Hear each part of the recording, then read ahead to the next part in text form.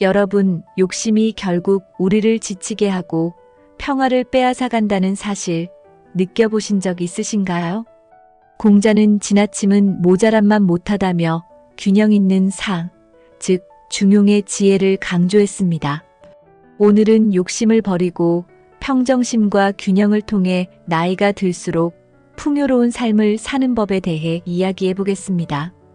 지금부터 여러분의 삶에 꼭 필요한 공자의 가르침, 중용의 실천법을 하나씩 알아보겠습니다. 욕심은 인간에게 자연스러운 감정입니다. 하지만 욕심이 지나치면 삶의 균형을 잃고 행복과 평화를 해치게 됩니다. 공자는 욕심은 한도 끝도 없으며 채우려 하면 할수록 더 큰 갈증을 느낀다고 말했습니다. 젊었을 때는 야망과 욕심이 성장과 성공의 동력이 될 수 있습니다. 하지만 나이가 들수록 욕심은 우리를 무겁게 짓누르는 짐으로 변합니다. 지나친 욕심은 가족과의 관계를 멀어지게 하고 건강을 해치며 자신을 고립시킬 수 있습니다. 욕망을 조절하지 못하면 내면의 평화를 잃고 오히려 삶의 의미마저 잊어버리게 됩니다. 욕심은 결국 우리의 에너지를 소모시키고 우리가 진정으로 소중히 여겨야 할 것들을 놓치게 만듭니다. 나이가 들수록 욕심이 가져오는 피로감은 더 커지며 이는 정신적 스트레스뿐만 아니라 육체적 질병으로도 나타날 수 있습니다. 심지어 과도한 욕망은 다른 사람들과의 비교를 부추기며 자존감을 갉아먹는 악순환을 만듭니다. 결국 욕심을 다스리지 못하면 행복보다는 불안을 키우는 삶을 살게 됩니다. 욕심은 우리를 진정한 만족과 평화에서 점점 더 멀어지게 만듭니다. 중용이란 무엇인가? 공자가 말한 중용은 지나치지도 부족하지도 않은 상태를 말합니다. 중용은 단순히 타협이 아니라 균형 잡힌 삶의 철학입니다. 삶의 어느 한쪽으로도 치우치지 않고 조화와 균형을 유지하는 자세가 바로 중용입니다. 공자는 지나침은 모자람만 못하다는 말로 과도한 열정이나 부족함 모두를 경계했습니다. 나이가 들수록 중용의 가치는 더욱 커집니다. 중용을 실천하면 불필요한 갈등과 스트레스를 줄이고 자신만의 평온한 삶을 구축할 수 있습니다. 이는 삶의 모든 영역에 적용할 수 있습니다. 예를 들어 경제적으로 무리하지 않거나 관계에서 적절한 선을 지키는 태도 등이 중용의 예인이다. 중용은 자신의 욕망과 외부의 기대 사이에서 균형을 유지하며 진정한 자유를 찾는 길을 열어줍니다. 이 균형을 통해 우리는 내적 안정과 만족감을 얻을 수 있습니다. 중용을 실천하는 사람들은 인생의 큰 변화에도 쉽게 흔들리지 않습니다. 그들은 외부 환경보다 내면의 원칙과 가치를 중심으로 삶을 살아갑니다. 결과적으로 중용은 우리를 더 단단하게 만들며 평생을 아우르는 지혜로운 삶의 기본 원칙이 됩니다. 중용은 개인의 성숙도를 높이는 데도 필수적인 요소입니다. 욕심을 버리고 평정을 찾는 법. 욕심을 조절하는 첫걸음은 자신의 내면을 관찰하는 것입니다. 나는 무엇을 위해 이토록 많은 것을 원하고 있는가? 스스로에게 묻는 시간을 가져보세요. 과거의 욕심으로 인해 잃었던 것들을 떠올리며 더 큰 욕망이 항상 더 큰 행복을 가져다 주는 것은 아니라는 것을 깨달아야 합니다. 중용을 실천하려면 작은 것에 감사하는 마음이 필요합니다. 욕심을 줄이고 지금 가지고 있는 것의 가치를 음미하는 습관이 중요합니다. 특히 나이가 들수록 건강, 가족, 소소한 일상 같은 기본적인 것들의 소중함을 되새기는 것이 필요합니다. 또한 욕심을 줄이는 방법으로는 목표를 단순화하고 삶의 본질적인 것에 집중하는 것입니다. 복잡한 욕망 대신 진정한 행복을 가져다 주는 것에 에너지를 쏟아보세요. 욕심을 조절하면 마음의 평정이 찾아오고 삶은 훨씬 더 가볍고 풍요로워집니다. 욕망에서 자유로워지는 첫 단계는 자신에게 맞는 적정선을 설정하는 것입니다. 다른 사람들과 비교하지 않고 스스로를 존중하며 현실적인 기준을 세워보세요. 결국 평정은 작은 만족에서 시작된다는 것을 기억하세요. 평정을 찾는 과정은 삶의 본질에 다가가는 길임을 깨달아야 합니다. 중용을 실천할 때 삶에서 불필요한 스트레스와 갈등이 줄어듭니다. 타인과의 관계에서도 중용은 큰 힘을 발휘합니다. 과도한 기대나 요구를 줄이고 서로를 존중하는 태도는 관계를 더 건강하고 오래 지속되게 합니다. 중용을 실천하면 내면의 불안감도 크게 줄어듭니다. 내가 가진 것에 감사하고 부족함을 인정하며 나만의 속도와 방향으로 삶을 살아가는 법을 배우게 됩니다. 평정심은 더 이상 외부 요인에 의해 흔들리지 않도록 우리를 단단하게 만들어줍니다. 그 결과 우리는 더 건강한 관계, 더 평화로운 마음, 그리고 더 나은 삶을 만들어갈 수 있습니다. 중용을 실천하며 얻게 되는 내적 안정감은 어떤 외부의 부와 명예보다도 소중한 가치입니다. 이 균형 잡힌 삶을 통해 진정한 행복과 자유를 경험할 수 있습니다. 중용은 단지 철학적 개념이 아니라 우리의 일상에서 실천 가능한 방법론이기도 합니다. 그 실천을 통해 우리는 더 풍요롭고 균형 잡힌 삶을 살게 됩니다. 삶에서의 불안과 혼란을 줄이고 본질에 집중하는 시간이 될 것입니다. 중용의 실천은 자신과 주변 사람들에게 동시에 평화를 가져다주는 힘이 있습니다. 공자는 중용을 실천함으로써 삶의 균형을 이루고 내면의 평화를 얻으라고 가르쳤습니다. 욕심을 줄이고 중용을 실천하는 삶은 가벼움과 자유를 가져다줍니다. 나이가 들수록 외부의 욕망보다는 내면의 평화를 추구하며 삶의 본질에 더 가까워질 수 있습니다. 지금 이 순간 여러분은 지나친 욕심에서 벗어나 균형 잡힌 삶을 살고 있나요? 공자의 가르침을 통해 삶의 중용을 실천하며 더 깊은 만족과 행복을 느껴보세요. 여러분의 인생에 균형과 평화가 함께하기를 바랍니다. 중용은 우리를 더 넓고 깊은 세상으로 인도하는 지혜의 열쇠입니다. 50대 이후는 중용의 가치를 더욱 실천하며 삶을 풍요롭게 만드는 시기가 될 수 있습니다. 지금부터 여러분의 하루하루를 중용의 지혜로 채워보세요. 이런 균형은 우리의 삶을 더 풍요롭고 의미 있게 만들어줄 것입니다. 오늘 영상이 여러분께 울림이 되었다면 좋아요와 구독, 알림 설정 부탁드립니다. 댓글로 여러분의 생각과 실천 방법을 나눠주세요. 감사합니다.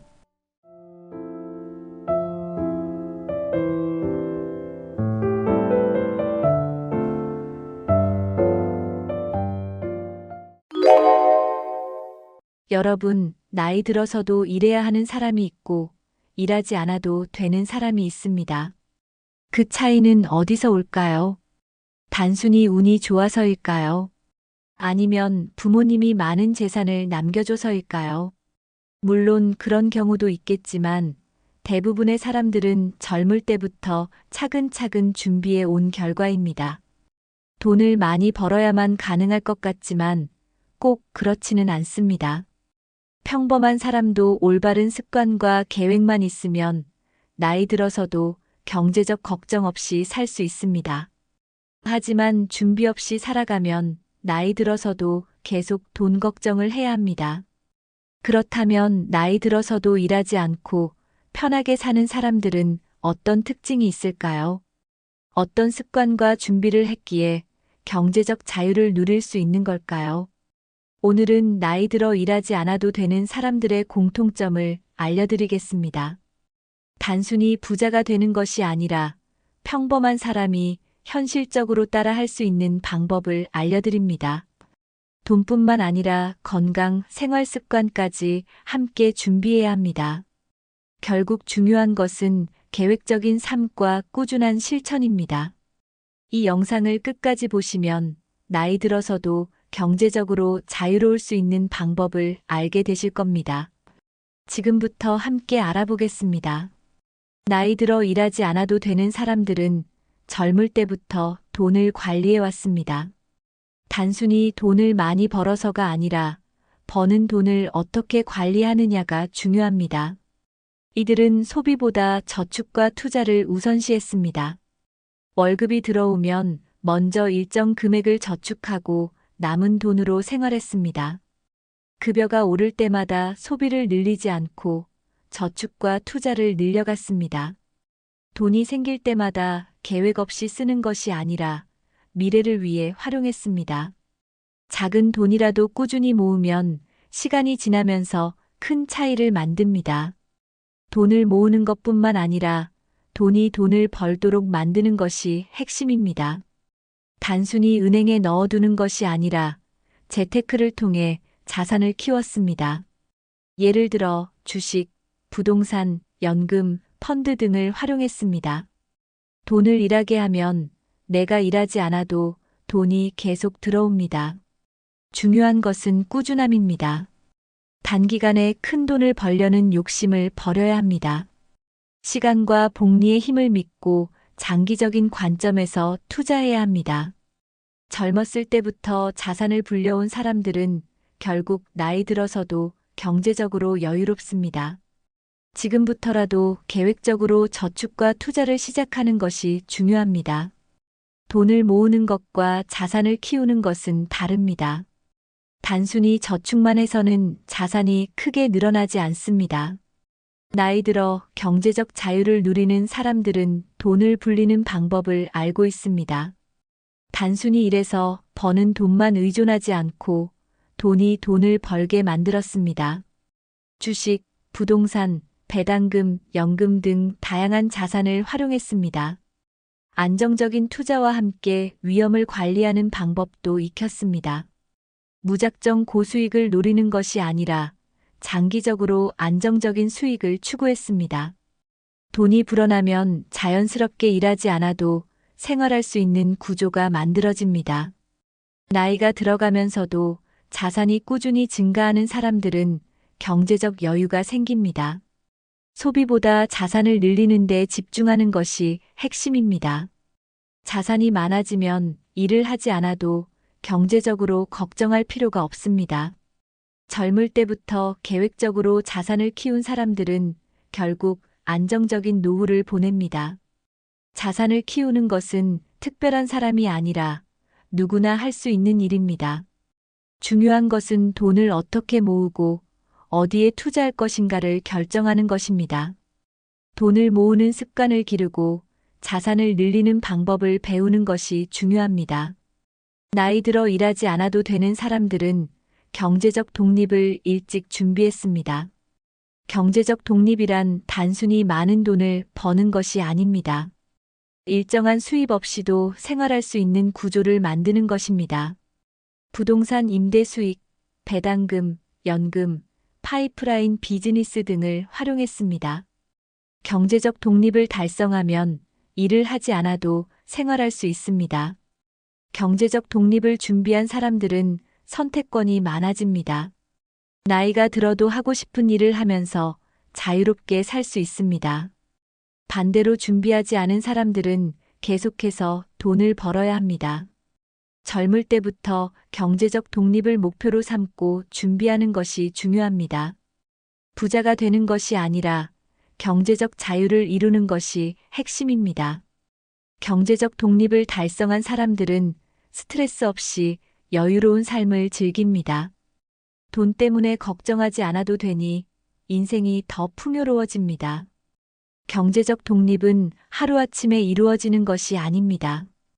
오랜 시간 꾸준한 준비와 실천이 필요합니다.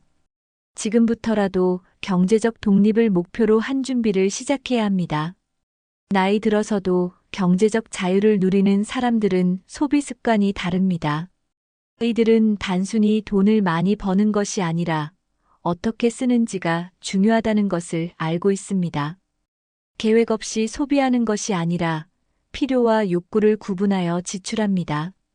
충동적으로 소비하는 대신 미리 예산을 정하고 관리합니다. 가계부를 쓰거나 소비 패턴을 점검하면서 불필요한 지출을 줄입니다. 돈이 생길 때마다 즉흥적으로 쓰는 것이 아니라 미래를 위해 투자합니다. 예를 들어 값비싼 브랜드 제품보다는 실용적인 물건을 선택하는 경우가 많습니다. 무조건 절약하는 것이 아니라 장기적으로 가치 있는 소비를 합니다. 꼭 필요한 지출에는 돈을 아끼지 않지만 사치성 소비는 최소화합니다. 계획적인 소비 습관은 자산을 쌓는데 중요한 역할을 합니다. 젊을 때부터 이런 습관을 가진 사람들은 자연스럽게 돈이 모입니다.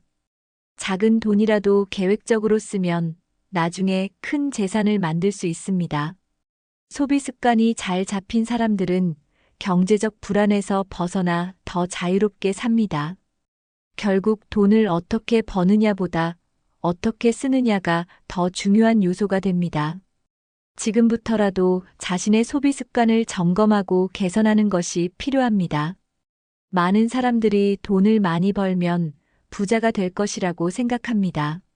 하지만 실제로는 돈을 어떻게 관리하느냐가 더 중요합니다.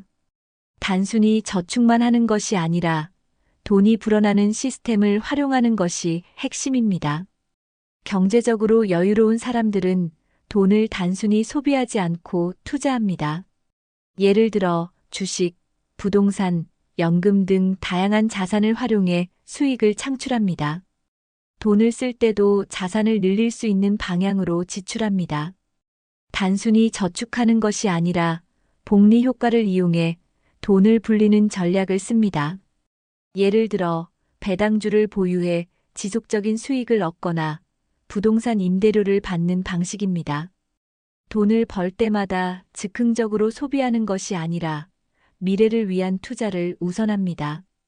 돈을 벌어서 모으는 것이 아니라 자산을 지속적으로 증가시키는 구조를 만듭니다. 부자들은 돈을 버는 구조를 만들고 그 시스템을 활용합니다. 이들은 안정적인 수익을 창출하는 방법을 고민하고 실천합니다. 경제적 자유를 누리는 사람들은 단순히 돈을 모으는 것이 아니라 돈이 불어나도록 만듭니다. 중요한 것은 투자와 소비의 균형을 맞추는 것입니다. 돈을 관리하는 방식이 바뀌면 노후에도 안정적인 생활을 유지할 수 있습니다. 많은 사람들이 돈을 벌면 소비를 늘리는 경향이 있습니다.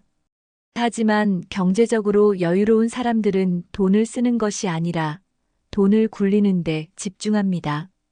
돈이 들어오면 어떻게 투자할지를 먼저 고민합니다. 단순히 소비하는 것이 아니라 돈이 다시 돌아올 수 있도록 사용합니다. 예를 들어 자기 개발이나 교육에 투자하여 장기적으로 가치를 높입니다. 부동산을 구매하거나 주식 투자를 통해 자산을 증식하는 데 집중합니다. 소비를 할 때도 단순한 지출이 아니라 장기적인 이익이 있는 방향으로 씁니다. 돈을 관리하는 사람들은 돈을 단순히 쓰지 않고 미래를 위해 굴리는 전략을 활용합니다. 예를 들어 렌탈이나 공유 경제를 활용하여 불필요한 지출을 줄이는 방법을 씁니다. 사업을 운영하거나 수익 구조를 만들어 장기적인 경제적 안정성을 확보합니다. 단순한 절약이 아니라 돈을 효과적으로 관리하는 것이 중요합니다. 경제적 자유를 누리는 사람들은 돈을 움직이게 하는 방법을 배웠습니다. 그 결과 나이가 들어도 일하지 않아도 지속적으로 돈이 들어오는 구조를 만들었습니다. 돈을 제대로 활용하면 노동 없이도 소득을 창출할 수 있습니다. 지금부터라도 돈을 어떻게 굴릴지 고민하고 계획을 세우는 것이 필요합니다. 나이 들어서도 경제적 걱정 없이 사는 사람들은 미리 소득 구조를 만들어 놓았습니다. 단순히 저축을 해둔 것이 아니라 지속적으로 돈이 들어오는 시스템을 구축했습니다. 일하지 않아도 자동으로 소득이 발생하는 구조를 만들면 노후가 편안해집니다. 예를 들어 연금, 임대 수익, 배당금 등의 수입원이 있습니다. 국민연금과 퇴직연금만으로는 부족할 수 있기 때문에 개인적으로 추가적인 연금을 준비했습니다. 부동산을 구입해 월세를 받거나 배당금이 나오는 주식을 보유해 소득을 창출하는 방법도 있습니다. 다양한 소득원을 확보하면 한 가지 수입원이 줄어들어도 크게 걱정할 필요가 없습니다. 나이가 들면 몸이 예전 같지 않기 때문에 계속해서 일하는 것이 어려울 수 있습니다. 그래서 젊을 때부터 노동소득이 아닌 자산소득을 만드는 것이 중요합니다. 경제적 자유를 가진 사람들은 일하지 않아도 지속적으로 돈이 들어오는 구조를 구축했습니다. 부업이나 온라인 사업을 운영하는 것도 좋은 방법 중 하나입니다. 요즘은 디지털 자산을 활용해 자동 수익을 창출하는 사람들도 많습니다. 중요한 것은 일을 하지 않아도 일정한 소득이 유지될 수 있도록 준비하는 것입니다. 노후에 돈 걱정 없이 살고 싶다면 지금부터라도 소득 구조를 만들어야 합니다. 당장 큰 돈을 벌 생각보다 작은 소득이라도 꾸준히 들어오는 시스템을 구축하는 것이 핵심입니다. 한 가지 수입원에만 의존하면 경제적으로 불안정할 수 있습니다. 나이 들어도 경제적 자유를 누리는 사람들은 다양한 소득원을 확보했습니다. 연금, 주식 배당금, 부동산 임대료, 저작권 수익 등 여러 가지 수익 구조를 만들어 놓았습니다. 소득이 한 곳에서만 나오는 것이 아니라 여러 곳에서 들어오면 더 안정적인 생활이 가능합니다. 예를 들어 퇴직 후에도 일정한 소득이 유지되도록 개인연금을 준비했습니다. 주식 배당금은 꾸준히 늘려가면서 안정적인 수익을 창출할 수 있도록 했습니다. 부동산 투자로 임대료를 받거나 적절한 시점에 부동산을 매각해 이익을 얻기도 합니다. 온라인 사업, 유튜브, 블로그 등에서 광고 수익을 창출하는 경우도 있습니다. 책을 출판하거나 특허를 등록해 저작권료를 받는 방법도 있습니다. 다양한 소득원이 있으면 경제적으로 더 여유롭고 갑작스러운 위기에도 대응할 수 있습니다. 나이가 들면서 일할 수 있는 기회는 줄어들기 때문에 미리 여러 소득원을 확보하는 것이 중요합니다. 소득원을 다양하게 만들면 특정한 수입원이 줄어들더라도 생활에 큰 지장이 없습니다. 투자는 단기적인 수익을 노리는 것이 아니라 장기적인 안정성을 고려해야 합니다. 안정적인 소득원이 있으면 나이 들어서도 경제적인 걱정 없이 편안하게 생활할 수 있습니다. 다양한 소득원을 만들기 위해서는 미리 계획을 세우고 실행하는 것이 중요합니다. 경제적 자유를 누리는 사람들은 돈이 자동으로 들어오는 구조를 만들었습니다. 노동을 하지 않아도 지속적으로 소득이 발생하는 시스템이 중요합니다. 대표적인 예로 배당주 투자나 부동산 임대 수익이 있습니다. 또한 자동화된 온라인 사업을 통해 지속적인 수익을 창출하는 경우도 많습니다. 디지털 콘텐츠를 만들어 유튜브 광고 수익이나 전자책 판매 수익을 얻는 방법도 있습니다. 프랜차이즈 사업을 운영해 일정한 로열티 수익을 받는 경우도 있습니다. 돈이 계속해서 들어오는 구조를 만들면 경제적 스트레스가 크게 줄어듭니다. 나이가 들면 일할 수 있는 기회가 줄어들기 때문에 미리 이런 구조를 만들어야 합니다. 부동산을 활용하면 안정적인 임대료 수익을 받을 수 있습니다. 주식시장에서 배당금이 꾸준히 들어오면 생활비 걱정을 덜 수 있습니다. 자동으로 소득이 발생하는 구조를 만들기 위해서는 젊을 때부터 준비하는 것이 좋습니다.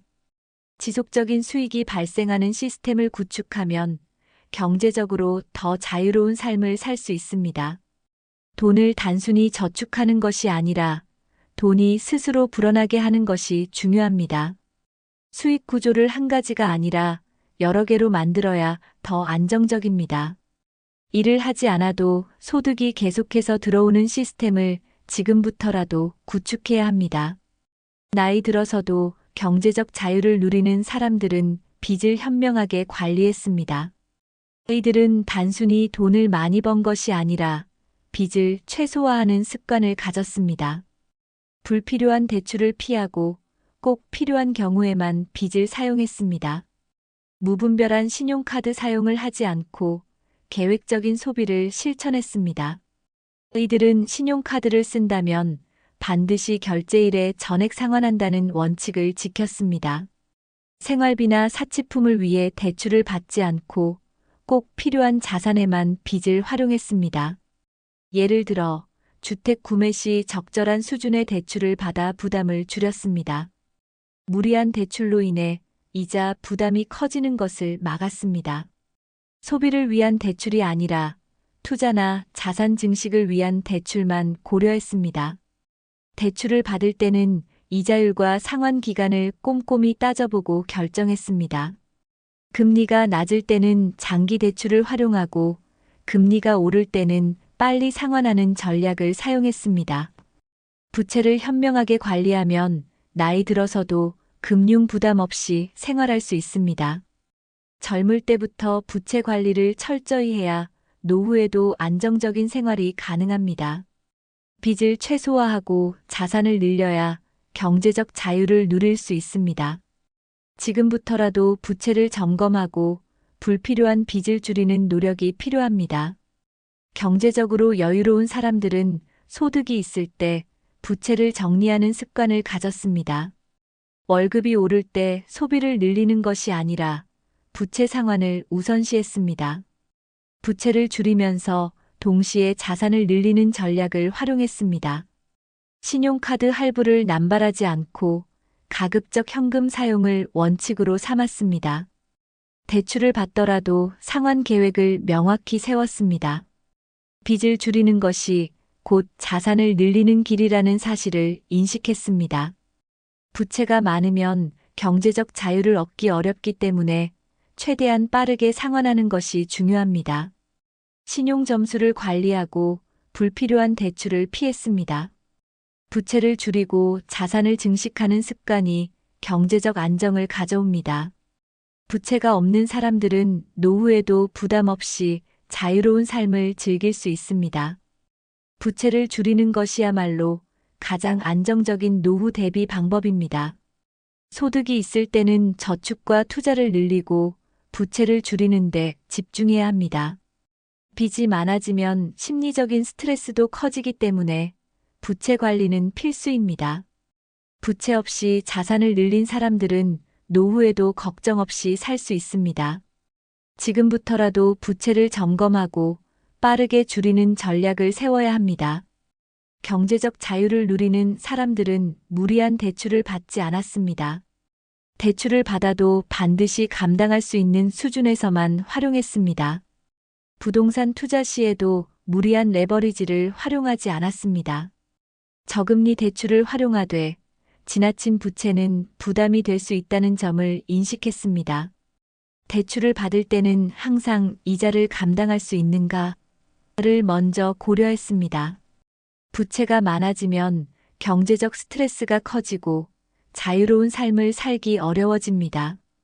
부채를 관리하는 것은 단순한 재정 문제가 아니라 정신 건강에도 영향을 줍니다. 빚이 없으면 노후에도 경제적으로 안정된 삶을 살 수 있습니다. 소비를 위한 대출이 아니라 자산을 늘릴 수 있는 대출만 신중하게 활용했습니다. 지나친 대출로 인해 생기는 부담을 최소화하는 것이 중요합니다. 재정 관리를 철저히 하면 노후에도 경제적 걱정을 덜 수 있습니다. 무리한 대출을 받기 전에 반드시 상환 계획을 세워야 합니다. 대출을 상환하는 것이 곧 자산을 늘리는 길이라는 점을 명심해야 합니다. 빚을 지지 않는 것이 최고의 투자라는 말이 있습니다. 지금부터라도 안정적인 재정 관리를 시작하는 것이 중요합니다. 경제적으로 자유로운 사람들은 건강 관리의 중요성을 잘 알고 있습니다. 아무리 돈이 많아도 건강이 나빠지면 병원비와 치료비로 재산이 빠르게 줄어듭니다. 의료비는 예측하기 어려운 지출 중 하나이므로 건강을 미리 관리하는 것이 중요합니다. 젊었을 때부터 꾸준한 건강 관리를 한 사람들은 노후에도 경제적 부담이 적습니다. 정기적으로 건강 검진을 받고 질병을 조기에 발견하는 습관을 가졌습니다. 보험을 적절히 활용해 예상치 못한 의료비에 대비했습니다. 의료비 지출을 줄이기 위해 평소 생활 습관을 건강하게 유지했습니다. 병원비 부담이 줄어들면 경제적으로도 더 여유로운 삶을 살 수 있습니다. 건강이 좋으면 불필요한 지출을 막을 수 있을 뿐만 아니라 삶의 질도 높아집니다. 건강 관리를 소홀히 하면 의료비뿐만 아니라 간병비 부담까지 커질 수 있습니다. 경제적으로 안정된 사람들은 병이 생기기 전에 건강을 예방하는 데 집중했습니다. 건강을 잃으면 돈이 있어도 원하는 삶을 살기 어렵습니다. 의료비 걱정을 줄이기 위해 운동, 식습관, 정신 건강까지 철저히 관리했습니다. 건강을 유지하는 것이야말로 가장 효과적인 재정 관리 방법입니다. 지금부터라도 건강을 챙기는 습관을 만들어야 합니다. 건강 관리를 잘한 사람들은 병원비 지출을 최소화할 수 있습니다. 병원에 자주 갈 필요가 없으면 의료비 부담이 크게 줄어듭니다. 규칙적인 운동과 균형 잡힌 식습관을 유지하는 것이 핵심입니다. 당뇨, 고혈압, 심장병 같은 만성질환은 생활 습관으로 예방할 수 있습니다. 건강한 몸을 유지하면 약값과 치료비를 줄일 수 있습니다. 예방이 치료보다 비용이 적게 들기 때문에 꾸준한 건강 관리가 필요합니다. 꾸준한 스트레칭, 걷기, 유산소 운동을 하면 건강이 크게 개선됩니다. 지나친 음주, 흡연을 줄이면 건강뿐만 아니라 경제적으로도 이득이 됩니다. 규칙적인 수면 습관을 가지면 면역력이 높아지고 병에 걸릴 확률이 줄어듭니다. 과식과 인스턴트 식품 섭취를 줄이고 신선한 식품을 먹는 것이 중요합니다. 식습관이 건강하면 비만, 소화 문제, 혈압 문제 등을 예방할 수 있습니다. 건강이 좋아지면 활동량이 늘어나고 생활의 질도 향상됩니다. 의료비 지출을 줄이기 위해 예방적 건강 관리에 신경 써야 합니다. 노후에 병원비 걱정 없이 살려면 젊을 때부터 건강 관리를 해야 합니다. 지금부터라도 건강한 생활 습관을 만들어가는 것이 중요합니다. 건강한 사람들은 부부가 함께 운동하고 건강을 관리하는 습관을 가졌습니다. 부부가 같이 건강을 챙기면 더 꾸준히 실천할 수 있습니다. 함께 산책을 하거나 요가, 수영 같은 운동을 하면 더 즐겁게 건강을 유지할 수 있습니다. 건강을 함께 관리하면 생활의 질이 높아지고 스트레스도 줄어듭니다. 건강한 부부는 노후에도 활기차게 생활할 수 있습니다.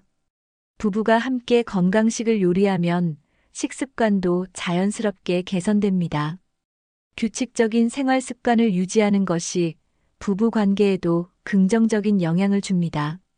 서로 건강을 체크해주면서 더 오랜 시간 건강한 삶을 유지할 수 있습니다. 건강한 노후를 위해 부부가 함께 목표를 세우고 실천하는 것이 중요합니다. 부부가 함께 운동하면 서로 동기부여가 되어 꾸준히 실천할 가능성이 높아집니다. 함께 건강을 관리하는 것이야말로 가장 좋은 부부 공동 프로젝트입니다. 건강한 노후를 위해 부부가 함께 노력하면 더 좋은 결과를 얻을 수 있습니다. 생활 속에서 쉽게 실천할 수 있는 건강 습관을 만들어가는 것이 중요합니다. 부부가 함께 건강을 지키면 노후에도 경제적 부담 없이 즐겁게 살 수 있습니다. 지금부터라도 부부가 함께 건강을 챙기는 습관을 만들어 보세요. 경제적으로 여유로운 사람들은 젊었을 때부터 노후를 준비했습니다. 단순히 돈을 모으는 것이 아니라 노후를 어떻게 살지 미리 계획을 세웠습니다. 연금, 자산, 건강, 취미 등 다양한 요소를 고려했습니다. 계획 없이 살다 보면 노후에 경제적 어려움을 겪을 수 있습니다.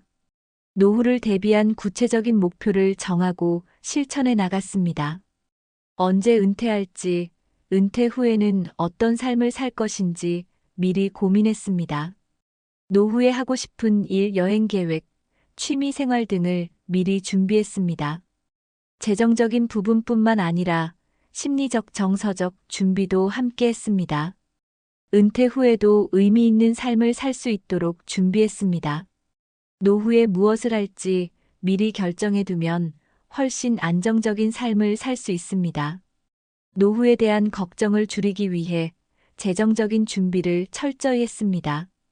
일찍부터 노후를 준비한 사람들은 여유로운 노년을 보내고 있습니다.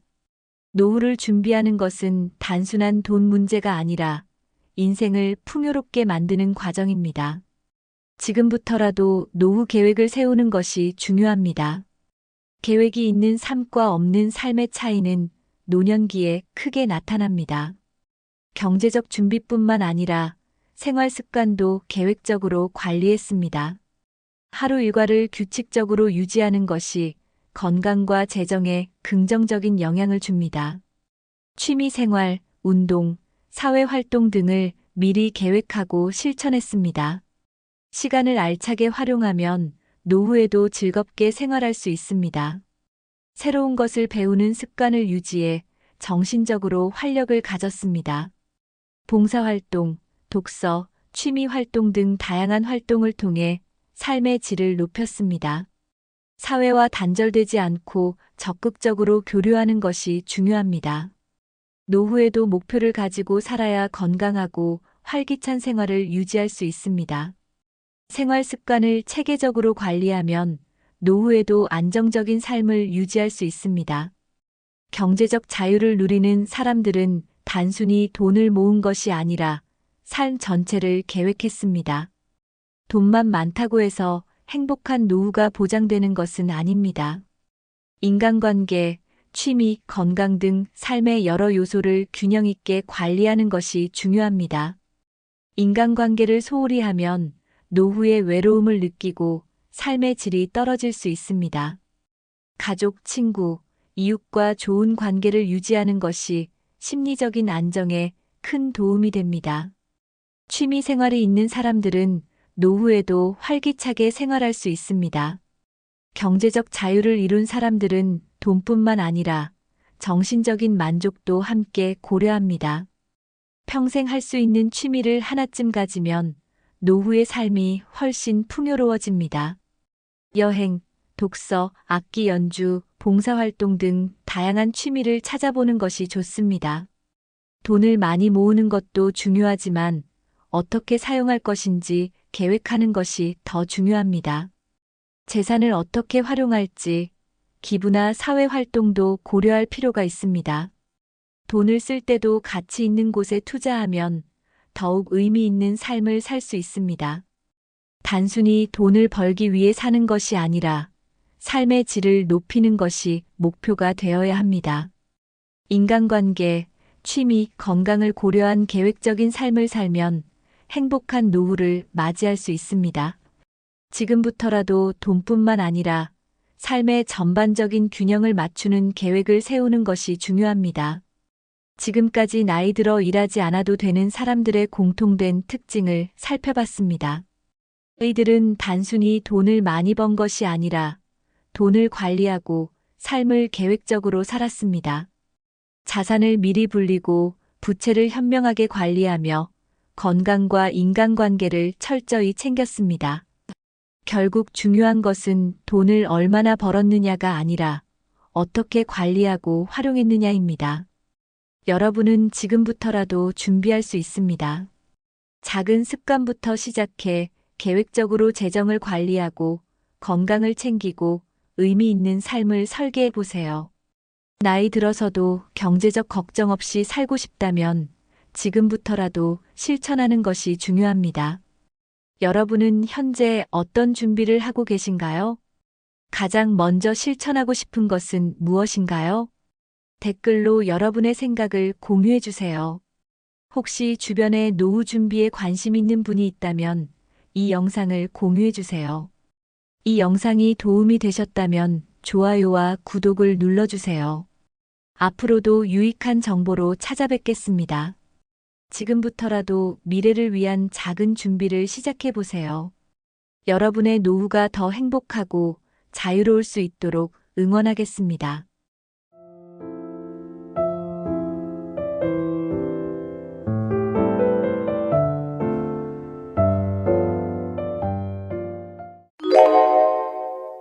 여러분, 나이 들어서도 요양원 안 가고 집에서 건강하게 지내는 분들을 보면 어떤 생각이 드시나요? 부럽다. 나도 저렇게 살고 싶다. 이런 생각 한 번쯤 해보셨죠? 그런데 이분들 그냥 운이 좋아서 이렇게 사는 걸까요? 아니면 타고난 건강 덕분일까요? 물론 유전적인 영향도 있겠지만 사실 그보다 더 중요한 게 있습니다. 바로 생활 습관과 건강 관리 방법입니다. 나이 들어도 집에서 잘 지내는 분들을 보면 공통적인 특징이 있어요. 뭔가 특별한 운동을 하는 것도 아니고 비싼 보약을 먹는 것도 아니에요. 하지만 아주 작은 습관 하나하나가 쌓여서 건강한 삶을 만들어냅니다. 오늘은 요양원 걱정 없이 집에서 건강하게 지내는 어르신들의 특별한 비법 6가지를 알려드릴게요. 영상 끝까지 보시면 여러분도 지금 당장 실천할 수 있는 방법을 알게 되실 겁니다. 자, 그럼 첫 번째 비법부터 시작해 볼까요? 집에서 건강하게 지내는 분들의 가장 큰 공통점, 바로 걷기 습관입니다. 하루에 몇 시간씩 운동하는 게 아니라 매일 조금씩이라도 걷는 것이 중요합니다. 아침에 동네 한 바퀴 돌거나 집 안에서라도 계속 움직이려는 노력이 필요합니다. 걸으면 혈액순환이 좋아지고 몸이 가벼워집니다. 특히 하체 근력이 유지되면 낙상 위험이 줄어듭니다. 걸을 때는 등을 곧게 펴고 발을 땅에 부드럽게 디디는 게 중요합니다. 너무 빠르게 걷지 않아도 괜찮습니다. 자기 몸에 맞는 속도로 걷는 게 핵심입니다. 하루에 30분 걷기가 어렵다면 10분씩 3번 나눠서 걸어도 됩니다. 걸으면서 팔을 크게 흔들면 상체 운동 효과도 볼 수 있습니다. 친구나 가족과 함께 걸으면 더 즐겁고 꾸준히 할 수 있습니다. 비 오는 날이나 추운 날은 집 안에서 제자리 걷기라도 해보세요. 중요한 건 매일 하는 것. 습관이 되면 몸이 스스로 걷고 싶어집니다. 오늘부터라도 집 근처라도 한 바퀴 걸어보는 건 어떨까요? 작은 실천이지만 이것이 건강한 노년을 위한 첫걸음입니다. 자, 그럼 다음 비법으로 넘어가 볼까요? 나이가 들수록 몸이 굳어지기 쉽습니다.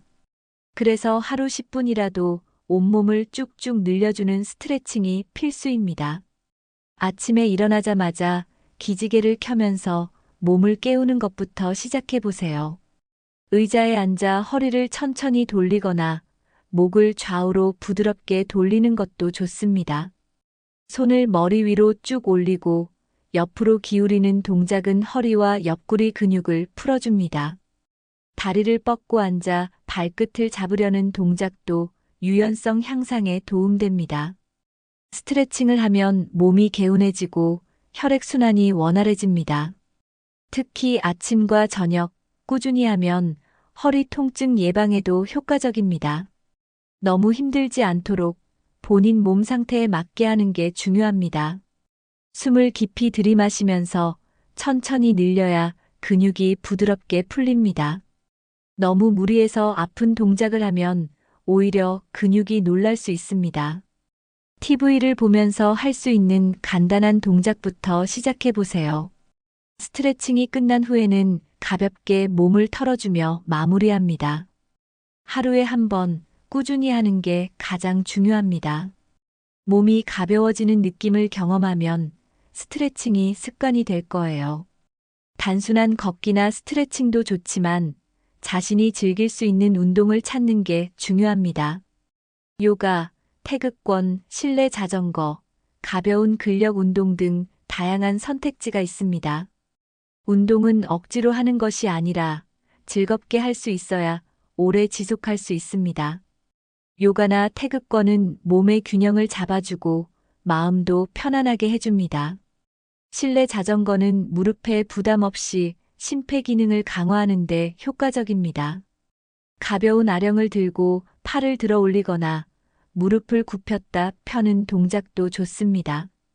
힘들지 않은 선에서 꾸준히 하는 것이 가장 중요합니다. 운동을 하면 근육이 유지되고 신체 기능이 더 오래 유지됩니다. 단, 처음부터 무리하지 말고 본인의 체력에 맞게 시작하는 것이 중요합니다. 운동을 하기 전에 가벼운 준비 운동을 꼭 해줘야 부상을 예방할 수 있습니다. 몸을 너무 혹사하면 오히려 건강에 악영향을 줄 수 있습니다.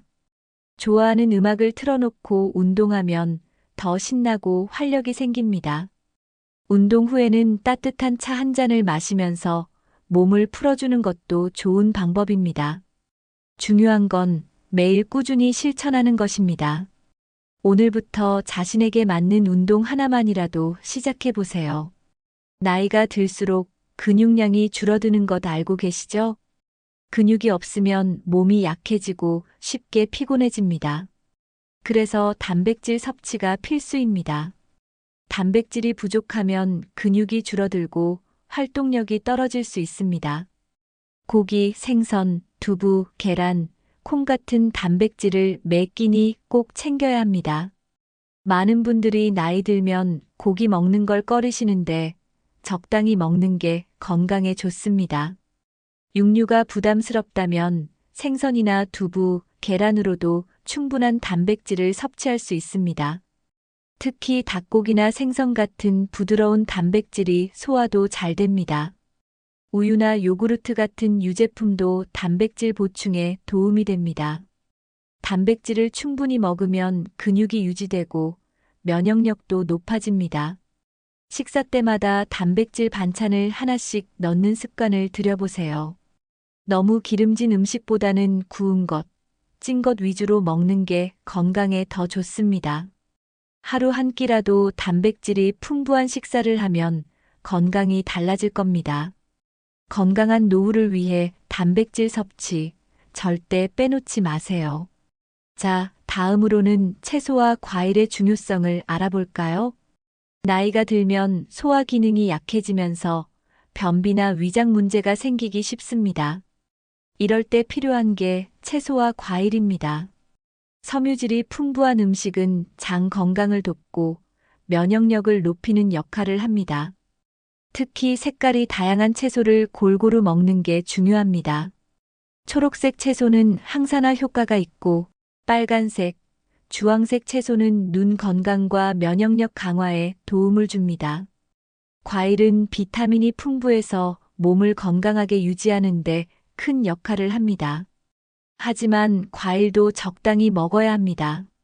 너무 많이 먹으면 당분 섭취가 많아질 수 있기 때문입니다. 하루 한두 개 정도가 적당하며 신선한 과일을 먹는 게 가장 좋습니다. 바나나, 사과, 귤 같은 과일은 간편하게 먹을 수 있어서 추천합니다.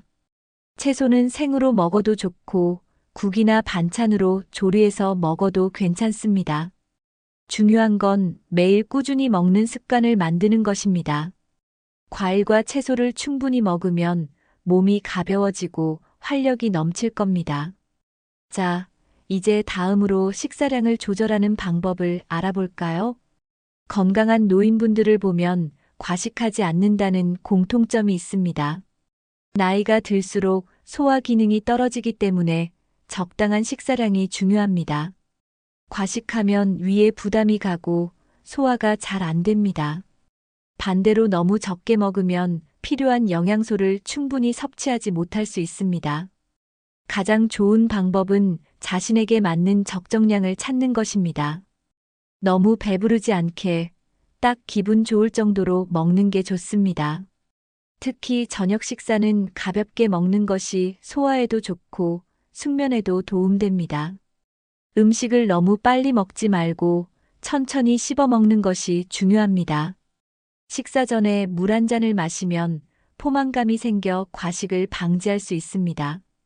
밥과 반찬을 골고루 먹고 기름진 음식은 적게 섭취하는 것이 좋습니다. 배가 고프다고 간식을 많이 먹는 것도 건강에 좋지 않습니다. 만약 간식을 먹고 싶다면 견과류나 요거트 같은 건강한 간식을 선택하세요. 식사량을 잘 조절하면 몸이 편안해지고 건강이 좋아질 겁니다. 하루 한 끼라도 균형 잡힌 식사를 하는 습관을 만들어 보세요. 자, 다음은 잠이 보약이라는 말이 왜 나왔는지 알아보겠습니다.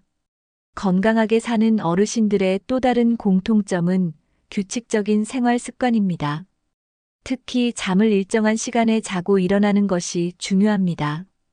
우리 몸은 일정한 리듬에 맞춰 움직이기 때문에 수면 패턴이 불규칙하면 건강에 영향을 줍니다. 매일 밤 비슷한 시간에 잠들고 아침에 같은 시간에 일어나야 몸이 자연스럽게 적응합니다. 불면증을 예방하려면 너무 늦게까지 TV를 보거나 스마트폰을 보는 습관을 줄여야 합니다. 빛이 너무 강하면 멜라토닌 호르몬 분비가 방해받아 숙면을 취하기 어렵습니다. 침실 환경도 중요합니다. 너무 덥거나 춥지 않게 적당한 온도를 유지하세요. 너무 두꺼운 이불보다는 가볍고 편안한 이불이 숙면에 도움이 됩니다. 저녁 시간에는 커피나 녹차 같은 카페인 음료를 피하는 것이 좋습니다. 잠들기 전에는 책을 읽거나 가벼운 명상을 하면서 몸을 이완시키는 것도 좋은 방법입니다. 규칙적으로 자고 일어나면 낮 동안의 피로가 덜하고 하루를 더 활기차게 보낼 수 있습니다. 하루만 늦게 자도 다음날 피곤함이 쌓이고 면역력에도 영향을 줍니다. 수면 시간이 부족하면 기억력과 집중력도 떨어질 수 있습니다. 건강한 삶을 위해서라도 매일 같은 시간에 잠자리에 드는 습관을 만들어 보세요. 그럼 다음으로 낮잠을 어떻게 자야 건강에 좋은지 알아볼까요? 많은 어르신들이 낮잠을 즐기지만 낮잠도 적당히 자는 것이 중요합니다. 낮잠을 너무 오래 자면 오히려 밤에 잠이 안 와서 생활 리듬이 깨질 수 있습니다. 이상적인 낮잠 시간은 20분에서 30분 정도입니다. 짧게 자면 뇌가 개운해지고 오후에도 활력을 유지할 수 있습니다.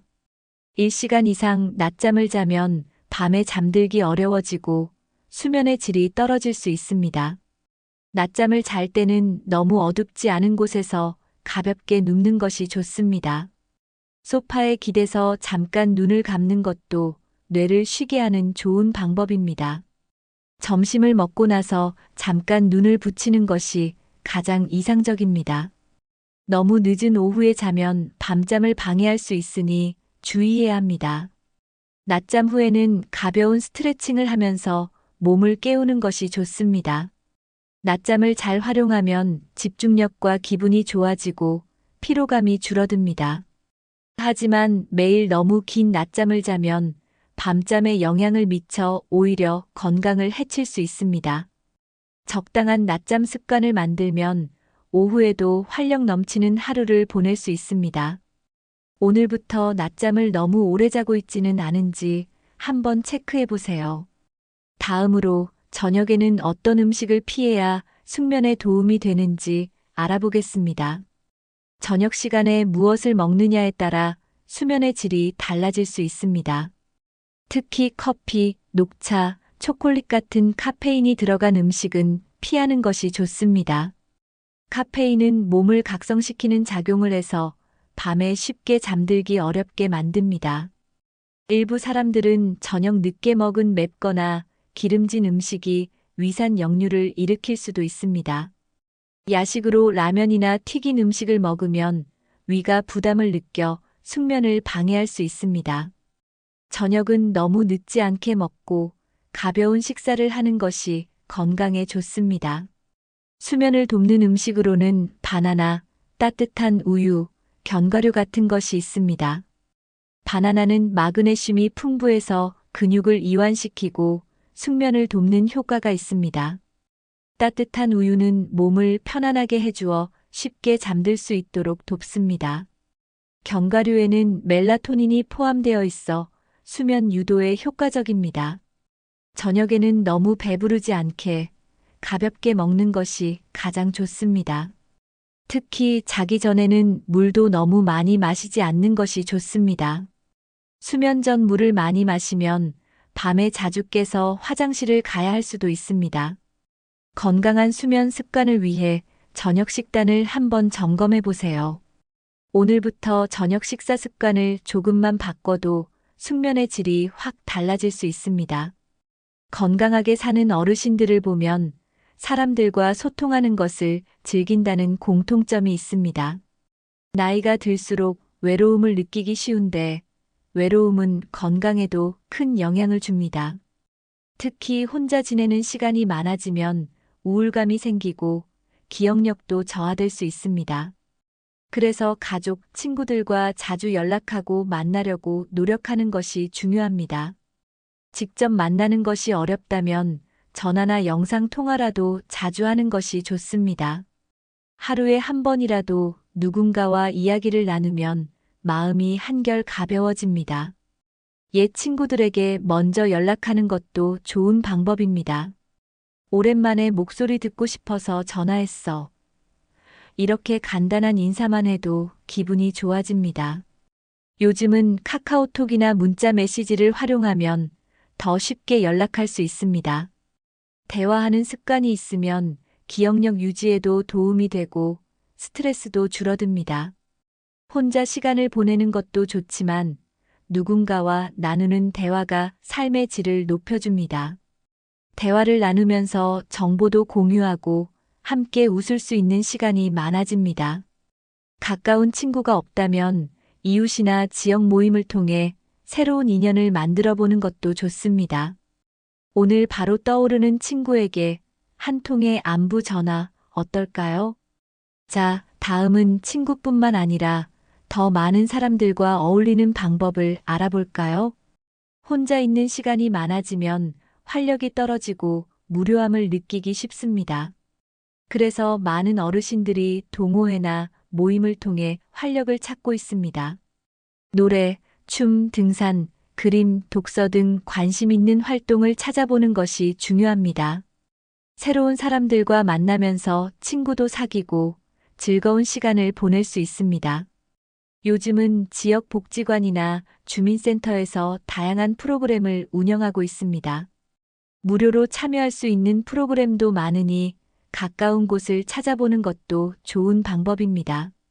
한 가지 활동을 꾸준히 하면 몸도 건강해지고 마음도 더 젊어집니다. 사람들과 어울리면 자연스럽게 웃을 일이 많아지고 삶이 더 즐거워집니다.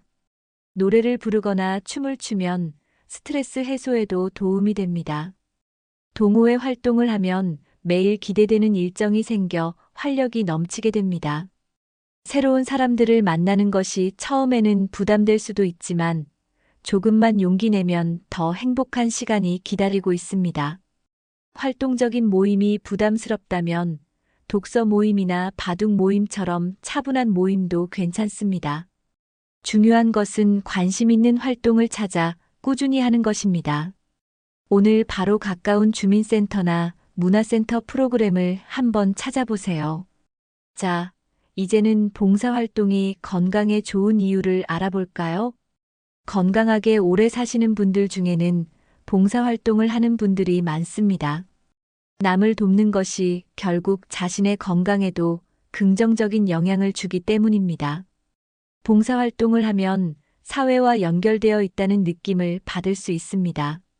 누군가를 돕는 과정에서 자신이 가치 있는 존재라는 것을 깨닫게 됩니다. 작은 일이라도 남을 돕다 보면 마음이 따뜻해지고 삶의 만족도가 올라갑니다. 지역 복지관, 교회, 사찰, 도서관 등에서 다양한 봉사활동을 찾을 수 있습니다. 책을 읽어주는 활동, 정리정돈을 돕는 활동 등 몸이 힘들지 않은 봉사도 많습니다. 봉사활동이 부담스럽다면 취미 활동을 꾸준히 하는 것도 좋은 방법입니다. 그림을 그리거나 뜨개질을 하거나 글을 쓰는 것도 좋은 취미가 될 수 있습니다. 손을 많이 사용하는 활동은 뇌 건강에도 좋고 치매 예방에도 효과적입니다. 평생 해보고 싶었던 취미가 있다면 지금이 바로 시작할 때입니다. 무엇이든 관심 있는 일을 꾸준히 하면 삶의 질이 높아집니다. 오늘부터라도 하루 한 가지 자신이 즐거워하는 활동을 해보세요. 사람들과 함께하면 더 재미있고 더 오래 지속할 수 있습니다. 다음은 긍정적인 마인드가 건강에 어떤 영향을 주는지 알아볼까요? 건강하게 오래 사시는 분들은 마음가짐부터 다릅니다. 늘 긍정적으로 생각하고 작은 일에도 감사하는 태도를 가집니다. 같은 상황에서도 불평하는 사람과 감사하는 사람의 건강 상태는 크게 차이 납니다. 긍정적인 생각은 몸의 면역력을 높이고 스트레스를 줄이는 효과가 있습니다. 감사하는 마음이 많을수록 행복 호르몬이 분비되어 건강이 좋아집니다. 하루를 마무리할 때 좋았던 일을 떠올리고 감사하는 습관을 가져보세요. 예를 들면, 오늘도 무사히 하루를 보냈구나. 참 감사한 일이다라고 생각하는 겁니다. 가족이 옆에 있다는 것, 건강하게 밥을 먹을 수 있다는 것도 큰 축복입니다. 작은 일에도 감사하는 마음을 가지면 짜증이 줄어들고 마음이 편안해집니다. 주변 사람들에게 고마움을 표현하는 것도 좋은 에너지를 주고받는 방법입니다. 고맙다, 사랑한다, 덕분에 행복하다 같은 말을 자주 해보세요. 긍정적인 말을 많이 하면 자신의 기분도 좋아지고 건강에도 좋은 영향을 줍니다. 매일 아침 오늘도 좋은 하루가 될 거야 라고 스스로에게 말해보세요. 작은 변화가 쌓이면 몸과 마음이 건강해지는 걸 직접 느끼실 겁니다. 자, 다음은 걱정을 줄이는 방법을 알아볼까요? 나이가 들수록 이런저런 걱정이 많아지는 건 자연스러운 일입니다. 하지만 지나친 걱정은 오히려 건강을 해치는 원인이 됩니다. 걱정한다고 해서 문제가 해결되는 것은 아닙니다. 오히려 스트레스가 쌓이면 면역력이 약해지고 몸이 쉽게 피로해집니다. 고민이 생겼을 때 한숨부터 쉬기보다는 해결 방법을 찾아보는 것이 좋습니다. 이 문제를 해결하기 위해 내가 할 수 있는 일이 있을까? 이렇게 생각해 보세요. 만약 해결할 방법이 없다면 그냥 흘려보내는 것도 하나의 지혜입니다. 걱정을 하느라 시간을 낭비하기보다는 좋아하는 일을 하면서 기분을 전환하는 게 중요합니다. 좋아하는 음악을 듣거나 가벼운 산책을 하면서 기분을 바꿔보세요. 책을 읽거나 새로운 취미를 가지는 것도 마음을 편안하게 하는 좋은 방법입니다. 너무 깊이 생각하지 말고 지금 이 순간을 즐기자라고 다짐해 보세요. 긍정적인 사람들과 어울리는 것도 스트레스를 줄이는데 도움이 됩니다. 불필요한 걱정을 줄이면 머릿속이 가벼워지고 몸도 더 건강해집니다. 내일의 걱정보다는 오늘을 행복하게 사는 것이 훨씬 더 중요합니다. 그럼 마지막으로 웃음이 건강에 미치는 놀라운 효과를 알아볼까요? 웃음이 건강에 좋다는 사실 다들 알고 계시죠? 실제로 많이 웃는 사람은 면역력이 강하고 병에도 잘 걸리지 않는다고 합니다. 웃을 때 나오는 엔도르핀이라는 호르몬이 스트레스를 줄이고 기분을 좋게 만듭니다. 웃으면 혈액순환이 잘 되고 심장 건강에도 긍정적인 영향을 줍니다. 얼굴 근육을 자주 사용하면 동안처럼 보이는 효과도 있습니다. 일부러라도 하루에 몇 번씩 크게 웃어보는 습관을 들이는 것이 좋습니다. TV에서 재미있는 프로그램을 보거나 유머 있는 책을 읽어보세요. 친구들과 농담을 나누고 즐거운 분위기를 만드는 것도 중요합니다. 나는 웃을 일이 없는데? 라고 생각하는 분들도 계실 겁니다. 하지만 웃음은 억지로라도 지으면 진짜 웃음이 된다고 합니다. 거울을 보고 활짝 웃어보는 것도 기분 전환에 도움이 됩니다. 웃을 일이 없어도 감사한 일을 떠올리면서 웃어보는 연습을 해보세요. 웃음은 몸과 마음을 동시에 건강하게 만들어주는 최고의 약입니다. 오늘부터라도 하루 한 번 크게 웃는 습관을 만들어 보세요. 다음은 건강 관리를 어떻게 해야 병원을 멀리할 수 있는지 알아보겠습니다. 건강하게 오래 사시는 분들은 병원을 멀리하지만 정기 검진은 절대 빼먹지 않습니다. 병이 생긴 후 치료하는 것보다 미리 예방하는 것이 훨씬 중요합니다. 아무리 건강해도 1년에 한 번은 꼭 건강검진을 받는 것이 좋습니다. 특히 혈압, 혈당, 콜레스테롤 수치는 꾸준히 체크해야 합니다. 초기에는 증상이 없는 병들도 조기 발견하면 치료가 훨씬 쉽습니다. 치과 검진도 중요합니다. 치아 건강이 전신 건강과 연결되어 있기 때문입니다. 시력이 나빠지거나 귀가 잘 안 들린다면 바로 검진을 받는 것이 좋습니다. 병원 검진 결과가 나쁘지 않더라도 꾸준히 건강을 관리하는 것이 중요합니다. 정기 검진을 받으면 마음도 편안해지고 건강한 생활을 유지하는 데 도움이 됩니다. 아픈 데 없으니까 괜찮겠지라고 생각하지 말고 미리미리 체크하는 습관을 가지세요. 검진을 받을 때는 의사에게 궁금한 점을 미리 정리해 가는 것도 좋은 방법입니다. 검진 결과가 좋다면 더 건강을 유지할 수 있도록 노력하는 계기로 삼으면 됩니다. 건강검진을 정기적으로 받으면 예방할 수 있는 병이 많아집니다. 여러분도 올해 건강검진을 받았는지 한번 확인해 보세요. 다음은 작은 증상도 그냥 넘기지 않는 습관이 중요한 이유를 알아보겠습니다. 건강한 노인분들의 또 다른 특징은 작은 변화에도 민감하게 반응한다는 점입니다. 이 정도쯤이야 괜찮겠지 하고 넘기면 작은 병이 큰 병으로 발전할 수 있습니다. 몸이 보내는 신호를 제때 알아채는 것이 건강을 유지하는 핵심입니다. 갑자기 소화가 잘 안 되거나 평소보다 쉽게 피곤해진다면 그냥 넘기지 마세요. 몸에 이상이 생기면 초기에 병원을 찾아 정확한 진단을 받는 것이 중요합니다. 가슴이 답답하거나 심장이 평소보다 빨리 뛴다면 심장 건강을 확인해야 합니다. 자주 어지럽거나 머리가 맑지 않다면 혈압이나 혈당 문제일 수도 있습니다. 배가 자주 아프거나 소화가 잘 안 되는 증상이 계속된다면 위장 검사를 받아보는 것이 좋습니다.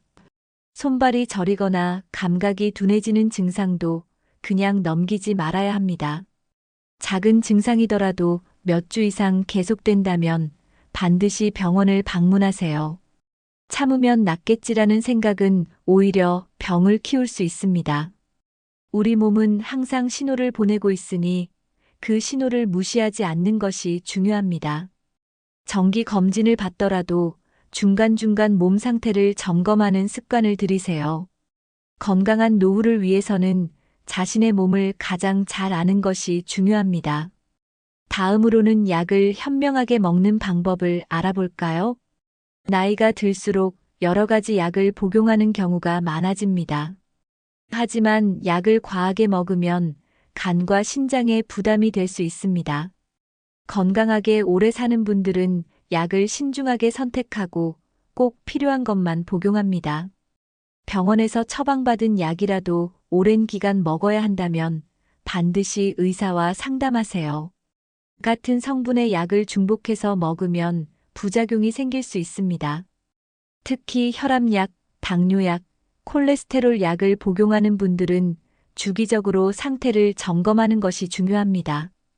영양제도 필요 이상으로 많이 먹으면 오히려 건강을 해칠 수 있습니다.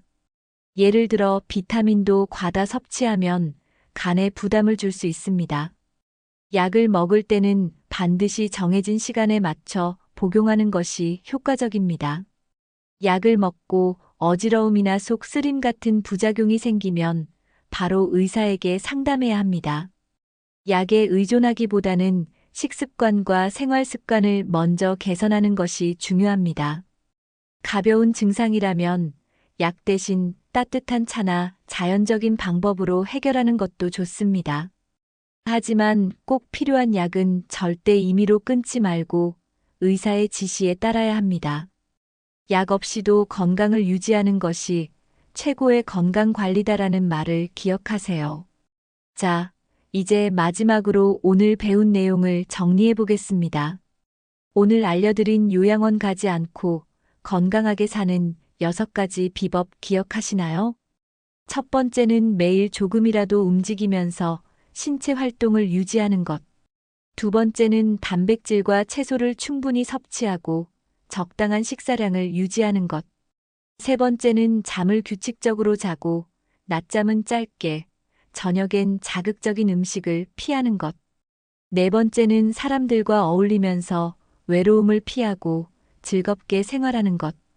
다섯 번째는 항상 긍정적인 마인드를 유지하고 너무 걱정하지 않는 것.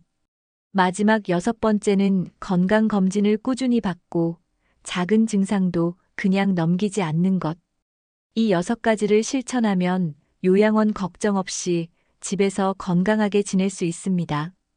여러분도 이 중에서 가장 실천하고 싶은 습관이 있다면 무엇인가요? 혹시 이미 실천하고 있는 건강 습관이 있다면 댓글로 공유해 주세요. 오늘 영상이 도움이 되셨다면 좋아요와 구독 버튼 눌러주시는 거 잊지 마세요. 주변에 건강하게 오래 사시고 싶은 분들이 있다면 이 영상 공유해 주세요. 작은 습관 하나가 여러분의 건강을 바꿀 수 있습니다. 지금부터라도 한 가지라도 실천해 보세요. 여러분의 건강을 응원합니다. 그럼 다음 영상에서 또 좋은 정보로 찾아뵙겠습니다. 건강하세요.